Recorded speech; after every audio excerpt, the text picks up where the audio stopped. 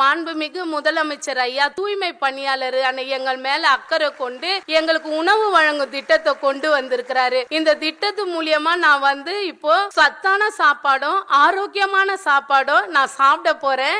ஏன்னா ஐயா இந்த திட்டத்தின் மூலியமா நாங்க சுயமரியாதையோட இப்ப வாழ போறோம். அது மட்டும் இல்ல, எங்களுக்கு வீடு ஒரு கனவா தான் இருந்தது. ஏன்னா நாங்க இந்த தூய்மை வேலை செஞ்சு தான் எங்க பசங்களை படிக்க வச்சு அந்த வருமானத்துல இருந்து தான் எடுத்து நாங்க வீடு வாடகை எல்லாம் கட்டணும். நாங்க சொந்த வீடு எங்களுக்கு கிடைக்குமான்னு நாங்க டெய்லியும் கடவுள் கிட்டலாம் போய் வேண்டின காலம்லாம் இருக்குது. ஆனா இப்போ எனக்கு அந்த கவலை கூட கிடையாது. ஏன்னா மாண்புமிகு முதலமைச்சர் ஐயா இன்னைக்கு எங்களுக்கு எல்லாம் சொந்தமா நாங்க வீட்டுல பிரவேசிக்கிறதுக்கு எங்களுக்கு வழி செஞ்சிருக்கிறாரு. எங்களுக்கு ஒரு கருணை கடலாய் உருவெடுத்து அன்னதான பிரபுவாகவே மாறி இருண்டு போன எங்க வாழ்க்கையில ஒரு சுடர் ஒளியாய் வந்த ஐயாவுக்கு நாங்க தூய்மை பணியாளர் எல்லாரும் சேர்ந்து எங்க கரங்களை கூப்பி ஐயாவுக்கு நன்றி தெரிவிச்சுக் கொள்றோம்.